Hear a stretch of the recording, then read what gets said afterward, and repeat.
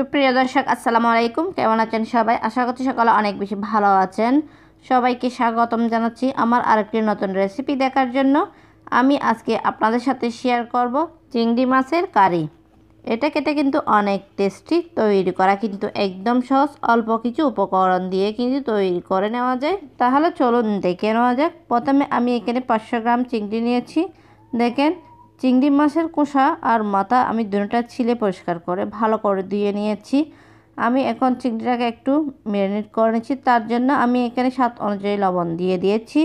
আমি half teaspoon হলুদের গুঁড়ো দিয়ে দিয়েছি। দেওয়ার পর আমি দুটোটা একসঙ্গে ভালো করে একটু মিক্স করে নিচ্ছি। এই চিংড়িটা আমি 10 মিনিট রেখে দিচ্ছি। আমি এখন পরের স্টেপে চলে যাচ্ছি। তার জন্য আমি এখানে দেখেন 1 টেবিল চামচ সরিষার তেল দিয়ে দিয়েছি। আমি এখানে পেঁয়াজ কুচি নিয়েছি, আমি রসুন নিয়েছি, আদা নিয়েছি। আমি প্রথমে পেঁয়াজগুলো একটু ফ্রাই করে নিচ্ছি। দেখেন, আমি এখানে হাফ কাপ পেঁয়াজ কুচি দিয়ে দিয়েছি। পেঁয়াজটা একটু আমি বেশি দিয়েছি। দেখেন, পেঁয়াজটা ফ্রাই করা হয়ে গেছে। আমি গোটা রসুনগুলোও ফ্রাই করে নিচ্ছি এবং আদাটাও ফ্রাই করে নিচ্ছি। আমি এখানে 2টা টমেটোকে কুচি করে নিয়েছি, সেগুলো দিয়ে দিচ্ছি। আমি একটা কাঁচা লঙ্কাও দিয়ে দিয়েছি। সবগুলো আবার একটু ভালো করে ফ্রাই করে নিচ্ছি।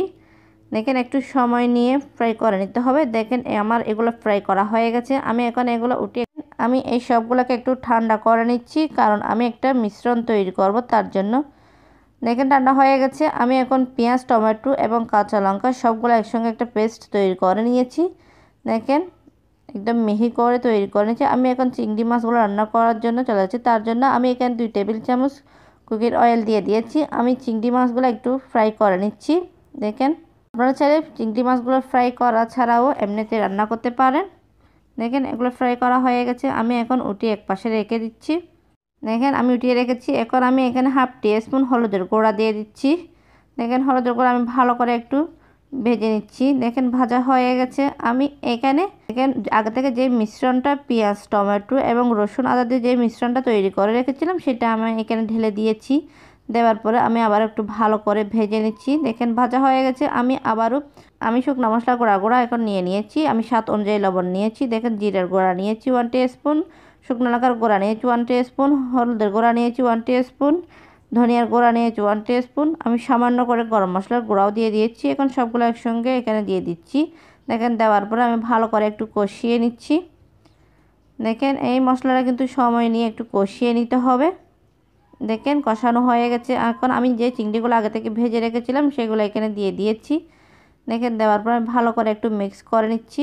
এই চিংড়ি মাছগুলো একটু ভালো করে কষিয়ে নিতে হবে, তাহলে খেতে কিন্তু অনেক টেস্টি হবে। আপনার কষানোর উপর ডিপেন্ড করে তরকারির স্বাদটা কেমন হবে। দেখেন, আমি অনেকক্ষণ সময় নিয়ে কষিয়ে নিয়েছি। এখন আমি অল্প করে পানি দিয়ে দিচ্ছি। আমি হাফ কাপ পানি দিয়ে দিয়েছি। দেওয়ার পর আবার একটু ভালো করে নেড়েচেড়ে মিক্স করে নিচ্ছি।